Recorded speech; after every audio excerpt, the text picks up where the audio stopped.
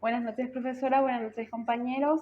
Somos el grupo 10. Los integrantes somos Liliana Concepción Damiana González, Patricia Elizabeth Cabrera de García, Gustavo Manuel Acosta Rodríguez. Nuestro tema es Cuestión del Chaco. ¿Te interesa repasar este triste episodio de nuestro país? Dale. Entonces, quédate hasta el final del video. Cuestión del Chaco. La gran historia que conlleva la Guerra del Chaco debido a los acontecimientos que contuvo a sus largos años de batalla, que no solo conllevan actos heroicos que marcaron el rumbo de las siguientes generaciones, también se demostró la valentía que poseía un pueblo que estaba haciendo todo lo posible para brillar en el corazón de América del Sur. Si bien todo este proceso se detuvo por las crisis a las que nos llevaron tantos enfrentamientos voraces, la guerra no comienza el día de la batalla, tampoco con la primera gota de sangre derramada. Empieza el día que una nación brilla por encima de los demás y genera envidia y gran desazón en los países vecinos, que no podían llegar al mismo avance, incluso con más tiempo y población. Ahora solamente somos el recuerdo de aquella gran nación, pero también todos somos conscientes de que hay una explicación para que no podamos poseer un presente claro como el que se puede recordar. Se resalta de sobremanera aquel hombre que vuelve victorioso luego de arduas campañas ofensivas y defensivas que formar parte de su gran capacidad bélica, aquel que victorioso vuelve con su pueblo para liderarlo y ser posiblemente uno de los mejores presidentes que este país pudo haber conocido. Derechos históricos del Paraguay. El Chaco integró la jurisdicción del primer adelantado del Río de la Plata, que heredó la provincia del Paraguay, constituida en la capital de la conquista y colonización. En todo el decurso del periodo colonial, la provincia del Paraguay mantuvo el dominio y la posesión de dicho territorio, sin que ninguna otra entidad política manifestara reclamación alguna, ni ocupara un ápice del extenso territorio. La provincia del Paraguay había establecido y mantenido más de una docena de fuertes y reducciones en el Chaco, de los cuales los más notorios fueron el de Fuerte de Borbón, hoy Olimpo, y la reducción de Melodía, hoy Villa Ayes. Los negociadores bolivianos se aferraron invariablemente a la tesis de la jurisdicción de la audiencia para reivindicar sus pretendidos derechos sobre el Chaco. Pero la jurisdicción de la audiencia era judicial, no política.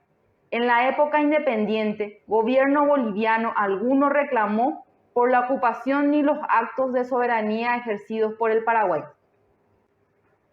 Los tratados del siglo XIX. Antecedentes. La vida paraguaya es consustancial con la del Chaco. A través de todas las transformaciones y vicisitudes, el Chaco ha sido un elemento permanente y constitutivo de nuestra nacionalidad. Durante la colonia, los gobernadores del Paraguay ejercieron todos los derechos de jurisdicción sobre la región occidental y llevaron a cabo expediciones y fundaciones. El dominio nunca les fue discutido por las otras entidades coloniales. El doctor Francia y Carlos Antonio López consideraron y proclamaron al Chaco como paraguayo hasta el Jauría. Nuestra soberanía sobre el Chaco era reconocida por el consenso internacional y era además de notoriedad pública. Con motivo de la firma del acuerdo Varela de Ruy entre el Paraguay y la Argentina 1852, el representante de Bolivia en Buenos Aires, Benavente, reclamó ante el gobierno argentino por el reconocimiento del legítimo dominio del Paraguay sobre ambas márgenes del río de su nombre, afirmando que desatendía el derecho que tenía Bolivia al río Paraguay, como ribereña en la costa occidental entre los paralelos 20, 21 y 22. El gobierno de Don Carlos declaró que la República había poseído siempre el Chaco y que en él mantenía posesiones, destacamentos y fuertes desde Olimpo hasta Formosa. Con motivo del ajuste del Tratado de la Triple Alianza que cedía el Chaco a la Argentina, el gobierno de La Paz solicitó una aclaración. Finalizada la guerra, el Paraguay y la Argentina elevaron su diferendo sobre el Chaco a un arbitraje. El árbitro falló en forma favorable al Paraguay. El protocolo de 1907 y sus prórrogas. El protocolo Soler-Pinilla en 1907 se firmó en la capital porteña. El protocolo Soler-Pinilla, que elevó el pleito a un arbitraje del presidente de la Argentina. Mientras se producía el fallo, las partes se comprometieron a no innovar ni avanzar las posesiones que en esta fecha existían. Este pacto fue 5 veces ratificado y prorrogado. Los incidentes previos. Tras su penetración en el Chaco y el establecimiento de los primeros fortines en 1905, el ejército boliviano siguió avanzando en abierta violación del estatus quo acordado en 1907. Naturalmente, al aproximarse a la línea de las posiciones paraguayas, quedaba abierta la posibilidad de incidentes, como ocurrió en febrero de 1927. El oficial paraguayo Adolfo Rojas Silva, explorando el sector del fortín Nanagua, llegó al fortín boliviano Sorpresa, sobre el Confuso, donde fue recibido amistosamente. Más tarde, cuando advertido de su calidad de prisionero atropelló la guardia, fue perseguido y muerto. Fue el primer oficial paraguayo que rindió el tributo de su vida por la defensa del Chaco. Al año siguiente, en agosto, una patrulla paraguaya con base en Fortín Galpón, sobre el río Otuquis o Negro, sorprendió en pleno territorio paraguayo a un grupo de civiles que identificados resultaron ser jefes y oficiales bolivianos. En noviembre fue descubierto un fortín boliviano entre los fortines paraguayos Isla Poí y Boquerón. Capturado por fuerzas paraguayas, fue denominado Carayat, luego Coronel Hermosa. En diciembre, un batallón paraguayo con base en Fortín Galpón ubicó al fortín boliviano Vanguardia, recientemente establecido en territorio reivindicado por el Paraguay. Intimada su guarnición a rendirse o retirarse, ante su negativa el fortín fue arrasado. En represalia, fuerzas bolivianas ocuparon los fortines paraguayos, Mariscal López y Boquerón, y el oficial paraguayo Aparicio Figari fueron muertos en una emboscada. La guerra era inminente, pero en puridad. Ninguno de los países involucrados estaba en condiciones de afrontar una guerra de proporciones. En diciembre de 1928 se produjo el grave incidente. Tropas paraguayas atacaron y desalojaron a las bolivianas del Fortín Vanguardia, zona de Bahía Negra. Los dos estados rompieron relaciones y movilizaron. Bolivia ocupó en represalia a Boquerón. Cuando se consideraba inevitable la guerra, una actitud decidida del presidente de Chile, general Ibáñez, y de su ilustre canciller Conrado Ríos Gallardo, evitó la contienda. Los dos países aceptaron discutir el incidente ante una comisión de neutrales que se reunió en Washington en 1929. La comisión dispuso restablecer en el Chaco el estado existente al 5 de diciembre de 1928, el día del incidente de Vanguardia. Bolivia tuvo que abandonar Boquerón y el Paraguay reconstruir y devolver Vanguardia. Así se hizo y se restablecieron las relaciones diplomáticas. En junio de 1932, un destacamento boliviano ocupó a viva fuerza el fortín Carlos Antonio López, sobre la laguna Pitiantuta. El del teniente coronel José Félix Estigarribia ordenó su retorno a cualquier costo, lo que fue cumplida al mes siguiente. En represalia, los bolivianos ocuparon los fortines paraguayos, Corrales, Toledo y Boquerón. La guerra ya no pudo ser evitada. Ruptura de relaciones. En julio de 1931, con motivo de una polémica entre los representantes de los países en Washington, se produjo una nueva ruptura de relaciones. Daniel Salamanca, considerado como el máximo guerrerista, había asumido el poder en La Paz. En septiembre de ese año, la fundación de un fortín por los bolivianos en Mazamaclay, frente a Nanagua, provocó alarma y protesta en Asunción. En noviembre se reunió en Washington una nueva conferencia convocada para negociar un pacto de no agresión paraguayo-boliviana. Al mismo tiempo se difundían por todo el continente rumores de una inminente agresión boliviana al Paraguay. Los estadistas bolivianos creían que el Paraguay cedería ante el solo despliegue de la potencialidad bélica, insuflada por una espectacular propaganda. La nación del altiplano tenía un ejército de 30.000 hombres, grandes armamentos, artillería, aviación, camiones, centenares de jefes y oficiales, pero todo ello dentro de la más total desorganización, como lo probó la primera parte de la campaña. El Paraguay solo poseía un ejército de 10.000 hombres, un corto cuadro de jefes y oficiales, pocos armamentos, escasa artillería y ninguna aviación. Pero contaba especialmente con su pueblo. Los observadores diplomáticos no dudaban del triunfo boliviano y solo trataban de que el Paraguay se salvase sacrificando poco o mucho de sus derechos y su territorio. La tesis de José Félix Estigarribia para la defensa del Chaco. El teniente coronel José Félix Estigarribia, quien sostenía la tesis de que debía iniciarse la movilización a fin de que pudiera canalizarse rápidamente una concentración de todos los medios en el sector de Puerto Casado, en el sector central del Chaco. Al final, esta tesis prevaleció, felizmente, sobre la idea de los generales. Es necesario consignar antes del análisis los principales inconvenientes para el inicio de las operaciones: la indecisión del poder político, la falta de más medios materiales para la dotación del ejército, la escasez de camiones de transportes, la falta de agua potable, la situación del Paraguay. Recién en el año 1931 fue creada la primera división del ejército, bajo el comando del coronel Estigarribia. En el mes de agosto de 1932 fue memorable para el personal del Estado Mayor de la primera división de infantería por las actividades desplegadas. El personal improvisado, pero de gran espíritu de trabajo y voluntad, hubo de ser instruido en sus respectivas funciones especiales, en medio de los trabajos propios de un Estado Mayor en campaña. Como no existían formularios impresos ni modelos de partes e informes, se tuvo que confeccionar a mano modelos especiales.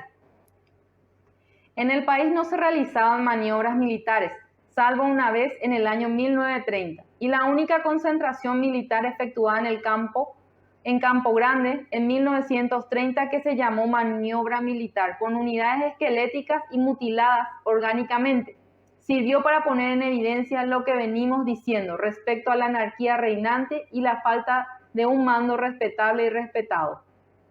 La organización de una gran unidad no era tarea fácil ni cómoda, puesto que no existían elementos para atender sus necesidades ni personal para los demás servicios. La falta de instrucción de las tropas movilizadas y la falta de experiencia de los comandantes de tropas, regimientos, batallones, compañías, fueron los factores que impidieron explotar las cualidades morales del soldado. Mediante los trofeos bélicos capturados en la madrugada del 21 de septiembre, se pudo armar el batallón de zapadores número 1 con ametralladoras livianas enemigas. Estrategia de José Félix Estigarribia. La estrategia que utilizó José Félix Estigarribia fue aprovechar la cantidad numérica del momento creado, un doble anillo, uno que rodeó el fortín Boquerón y el otro un poco menor, para evitar la llegada de los refuerzos bolivianos por otras rutas. La Guerra del Chaco. Entre 1932 y 1935 se vivió en Sudamérica un conflicto internacional que se caracterizó tanto por ser el más mortífero e importante del continente durante el siglo XX como uno de los más olvidados. En este caso es la Guerra del Chaco, un enfrentamiento entre dos países hermanos, Paraguay y Bolivia, en donde hubo cantidad de bajas tanto del ejército boliviano y Paraguay. Paraguay y Bolivia se enfrentaron en un sangriento conflicto por la posesión del Gran Chaco, región escasamente poblada cuya titularidad reclamaban ambos países por la presunta existencia del petróleo, cuestión que también motivó el interés de ciertas compañías petroleras de otros países, Estados Unidos, y estimuló El inicio de la guerra. La primera ofensiva paraguaya. El 9 de septiembre, el teniente coronel Estigarribia, comandante del primer cuerpo del ejército, dispuso el desplazamiento de la división de infantería al mando del mayor Carlos Fernández, con la orden de retomar Boquerón. El sólido atrincheramiento boliviano resistió heroicamente el asalto paraguayo durante la sangrienta batalla. Se sumaron a los males propios de la guerra el terrible drama de la sed, que agobió por igual a sitiados y sitiadores por carencia de agua. Nuestros regimientos de caballería fueron privados de sus caballadas al cabo de 20 días, sin abastecimiento ni agua. El reducto boliviano se rindió el 29 de septiembre. La fecha se celebra como Día de la Victoria. Pocos días más tarde, el presidente de la República, doctor Eusebio Ayala, concurrió al Chaco para ascender al teniente coronel Estigarribia al grado de coronel. Enseguida, el ejército paraguayo cumplió victoriosamente la captura de los fortines aledaños: Yucra, Lara, Ramírez, Cabo Castillo, Arce, Platanillos y Corrales, hasta el infructuoso asedio de Saavedra. Campaña defensiva 1933. Durante 1933, el ejército paraguayo se ocupó de organizarse. Por lo tanto, la campaña fue más decisiva que ofensiva. Sin embargo, las tropas nacionales libraron algunas batallas iniciadas por los bolivianos en procura de la conquista de posiciones vitales. Entre las más importantes figuran Nanagua, Gondra y Pampa Grande. Gracias a la maniobra de las tropas paraguayas, fueron comandadas por heroicos oficiales como el coronel Rafael Franco, entre otros. Se obtuvieron grandes triunfos. Antes de terminar el año, el ejército paraguayo consiguió una de las más grandes victorias de la guerra, la batalla de Campo Villa, en donde cayeron cerca de 10.000 prisioneros y un considerable número de armamentos. Estigarribia fue ascendido a general de división, pero ese gran título fue malogrado porque el Paraguay otorgó un armisticio a Bolivia, permitiéndole a su gobierno reorganizarse y proseguir la contienda. El asedio de las fortificaciones de Saavedra, prolongado por varios meses, y una poderosa contraofensiva boliviana motivaron el repliegue de las fuerzas paraguayas, las que se concentraron en varias posiciones, que se convirtieron en escenarios de grandes batallas de la campaña. Por ejemplo, Nanagua, 2 veces, en enero y en julio de 1933. El mando boliviano empeñó una gran concentración de fuerzas que no pudo vencer la heroica resistencia, al mando de los coroneles Luis Irrazábal y Francisco Brizuela. Herrera. Esta posición fue defendida de enero a agosto por unidades al mando del teniente coronel Gaudioso Núñez y Eduardo Torreani Vera. Toledo. Ante el mural de las colonias menonitas y del ferrocarril Casao, fue el asiento de 2 cuerpos del ejército al mando del teniente coronel Juan Ayala. La heroica defensa fue de febrero a marzo de 1933. Gondra. Soportó el asedio boliviano por más de 6 meses, de abril a octubre de 1933. La primera división de infantería, cuyos jefes y oficiales, al pie del mástil de la enseña nacional, juraron no arriarla ni abandonar la posición. La victoriosa resistencia estaba al mando del teniente coronel Rafael Franco. Francia. En la crujida de 2 caminos fundamentales, fue defendida inicialmente por fracciones aisladas, pero en marzo de 1933 fue creada allí la 7ª División de Infantería, al mando del teniente coronel José Ortiz. La ofensiva de 1933 a 1935 se inició el 23 de octubre y siguió durante todo noviembre con alternativas. La progresión paraguaya en ambas alas amenazaba seriamente el camino Alihuatá Saavedra, pero Kun se aferró al terreno. El 3 de diciembre, Estigarribia asumió personalmente la dirección del gran ejército atacante, instalando su puesto de combate en Falcón. Desde ese momento, la acción se desarrolló en forma incontenible. El 4 fue interceptado el camino de Alihuatá-Pavón, el 6 Alihuatá-Saavedra, el 7 la División 1 rompía la línea boliviana de Gondra, avanzando magníficamente. El 8 fue ocupado en Alihuatá. En vez de ordenar el retiro salvador que pedían sus jefes divisionarios, Kun introducía más y más gente en el formidable cerco, cuyas tenazas de acero se iban aserrando implacablemente. El día 10, Estigarribia les intimó rendición, dando un golpe de muerte a la moral de los sitiados con la siguiente parte: tenemos encerradas en triple cerco a las divisiones 4 y 9 de Infantería del Ejército de Bolivia, compuestas de 13 regimientos con todo su material y elementos. Hemos capturado esta mañana a los 2 tanques de que disponía el enemigo. El mismo día, otra parte, la 4ª y 9ª División del Ejército de Bolivia, rodeadas por nuestras tropas, hacen esfuerzos desesperados por romper el cerco. La presión sobre el enemigo es enérgica y firme. El 11 de diciembre, el Campo Villa se rindieron las divisiones 4 y 9ª, entregándose 10.000 soldados con sus jefes y oficiales. En los días sucesivos, se rindieron otras unidades. El armamento capturado fue imponderable. Así terminó esta batalla que por sus resultados, trascendencia y gloria solo puede compararse en la historia patria a la de Curupayty.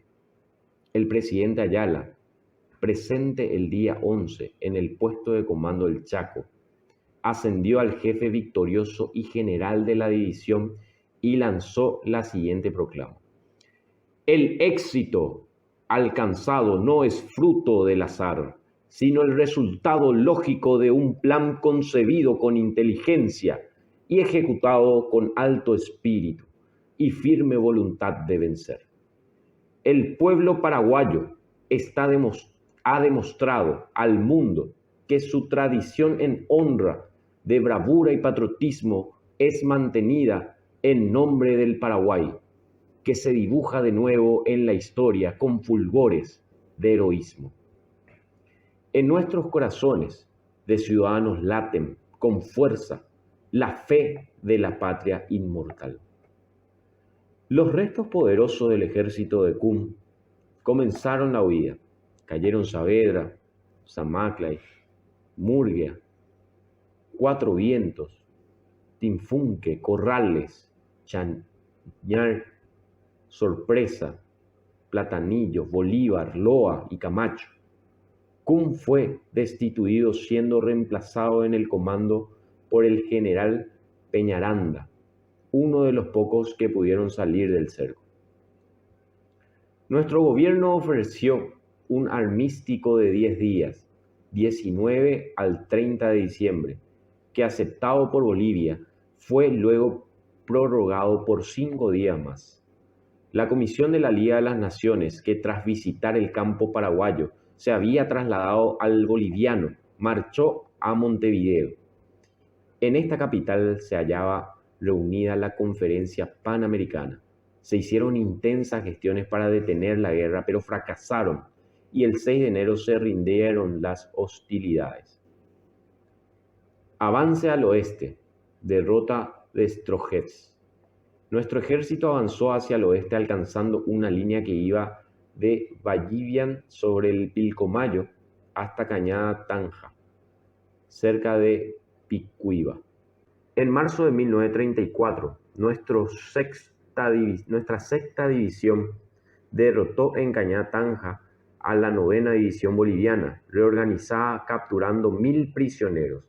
En mayo de 1934, el primer cuerpo fue atacado sobre el camino Lobrego, sufriendo nuestro ejército la única derrota importante de la contienda.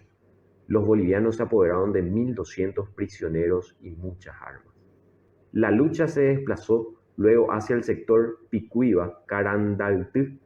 El Cuerpo 2 tomó Picuiba el 15 de agosto de 1934 y la División Sexta llegó en su avance hasta la Sierra de Carandaitú. El Cuerpo de Caballería del general Toro, con 1.200 soldados, inició una contraofensiva rodeando a la División Sexta, pero esta pudo zafarse del cerco. El 22 de septiembre de 1934, el Cuerpo de Caballería realizó una nueva maniobra de envolvimiento de la División Sexta.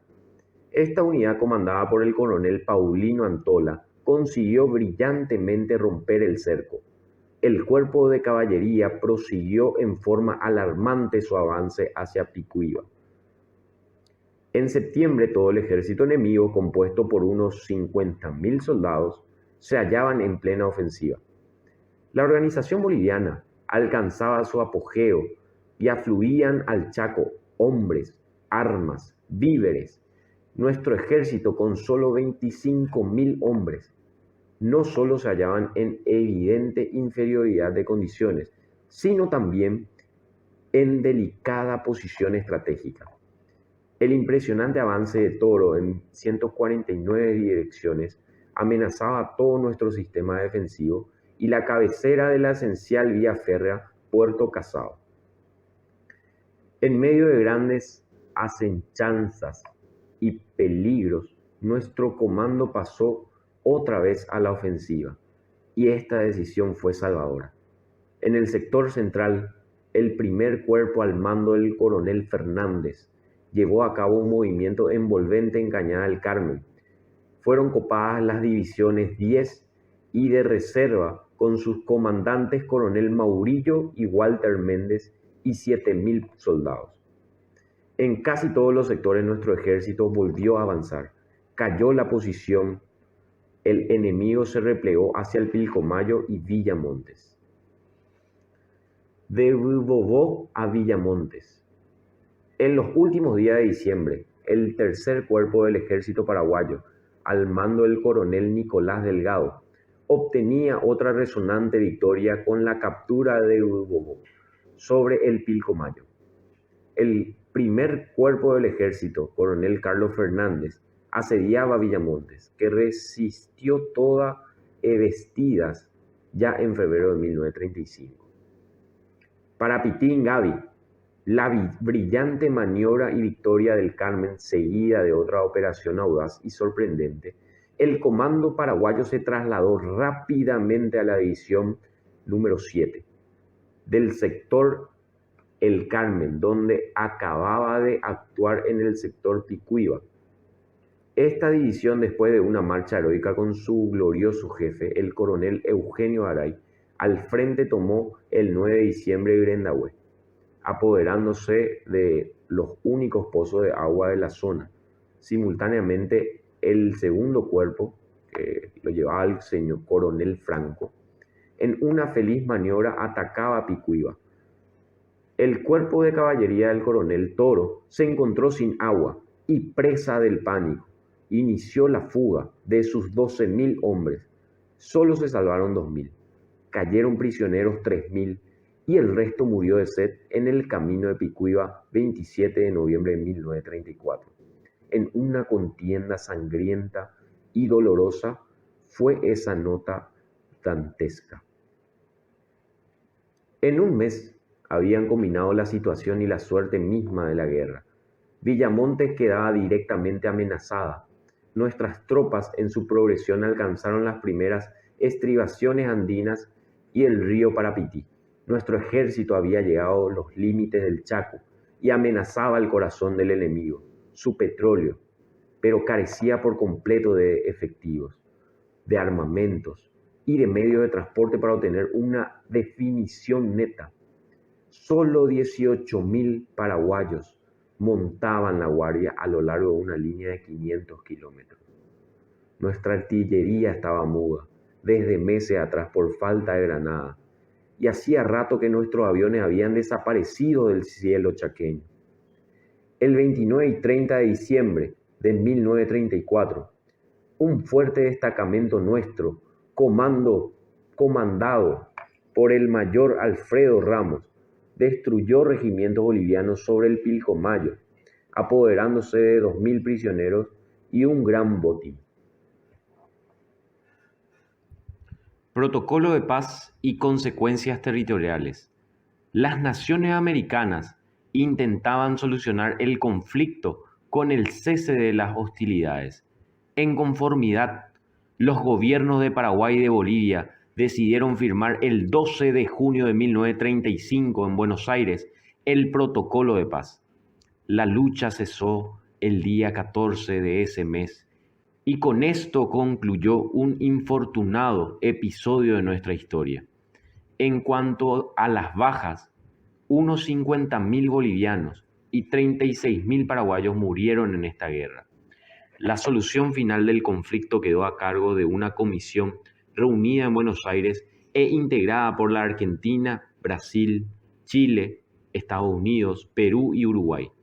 Tras arduas negociaciones se logró firmar el 21 de julio de 1938 el Tratado de Paz y Límites, mediante el cual Bolivia renunciaba definitivamente a una zona portuaria sobre el río Paraguay y se fijaban las líneas fronterizas entre nuestro país y Bolivia. Semblanzas, los conductores victoriosos. El mariscal José Félix Estigarribia fue el conductor victorioso del ejército paraguayo en la Guerra del Chaco. El mariscal Estigarribia redactó las memorias sobre la conducción de la Guerra del Chaco, que se publican en este volumen con las conferencias para la Escuela Superior de Guerra del Uruguay y con la correspondencia intercambiada con el presidente Ayala. El material constituye una fuente ineludible para estudiar el desarrollo de la contienda mencionada, pues contiene la visión del comandante en jefe del ejército paraguayo que supo orientar el patriotismo y la abnegación de miles de voluntades hacia la victoria. Nace en Arroyo Ciesteros el coronel Carlos José Fernández Galloso, quien tendría gran protagonismo en la Guerra del Chaco. Sus ascensos militares fueron a teniente primero de infantería el 13 de mayo de 1916, a capitán de infantería el 24 de noviembre de 1920, a mayor de infantería el 8 de junio de 1925, a teniente coronel de infantería el 11 de noviembre de 1932, a coronel de infantería el 15 de diciembre de 1933, y su máximo cargo durante la Guerra del Chaco fue comandante del primer cuerpo de ejército. Falleció en Buenos Aires, Argentina, el 13 de agosto de 1832. Rafael Franco, Asunción, 1900 a 1972. Militar y político paraguayo, presidente de su país entre el 17 de febrero de 1936 y el 13 de agosto de 1937. Tras cursar estudios en el Colegio Nacional de la capital, inició la carrera militar en 1915 y ascendió rápidamente en el escalafón, destacando en su trayectoria su labor al frente de la toma de Fortín Vanguardia, diciembre de 1928, por la que fue condecorado con la Cruz del Chaco. Luis Irarrázaval Barbosa nació en Encarnación el 8 de agosto de 1891 y falleció en Asunción el 16 de marzo de 1958. Fue un militar paraguayo, héroe de la batalla de Nanagua en la Guerra del Chaco contra Bolivia. Juan B. Ayala, el general Juan B. Ayala, a cuya persona me unen vínculos tan lejanos como añorados de nuestros bisoños tiempos de teniente, ha escrito un libro de vigorosos trazos, pero de pristina honestidad profesional sobre la Guerra del Chaco. Contienda de singulares características era en más de un aspecto, en la que no hubo demasiada estrategia y apenas lo indispensable de táctica. Sus juicios podrán o no ser compartidos, aunque avalados gran parte de ellos por una documentación de notoria validez. Pero nadie ha de poner en tela de juicio su buena fe en el relato de los hechos por él vividos y aún padecidos. En momentos decisivos para la suerte del país, no habría lógica en exigir de esos juicios una objetividad a toda prueba, pues la reacción de quienes han sufrido persecución por la justicia es derecho inalienable de legítima defensa, cuando no la anima el triste placer de la venganza o el despechado sibaritismo del rencor. Eugenio A. Garay, hijo de don Vicente Garay y de doña Constancia Argaña, nació en Asunción el 16 de noviembre de 1874. Al morir su padre de familia, se radicó en Pirayú. En la movilización general del año de 1928, con motivo de los sucesos del Fortín Vanguardia, se presentó como voluntario ante el Ministerio de Guerra y Marina, pero no fue aceptado porque tenía más edad de la exigida por la movilización.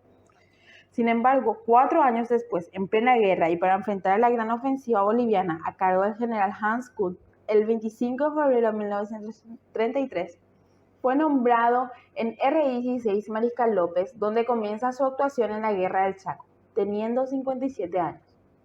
José Bozano, José Alfredo Bozano Baglietto, fue un capitán paraguayo, diseñador de los famosos cañoneros Paraguay y Humaitá, que fueron utilizados durante la Guerra del Chaco. Desde los arsenales de guerra y marina realizó la hazaña de dotar al ejército de armas, proyectiles, camiones y otros suministros bélicos y logísticos.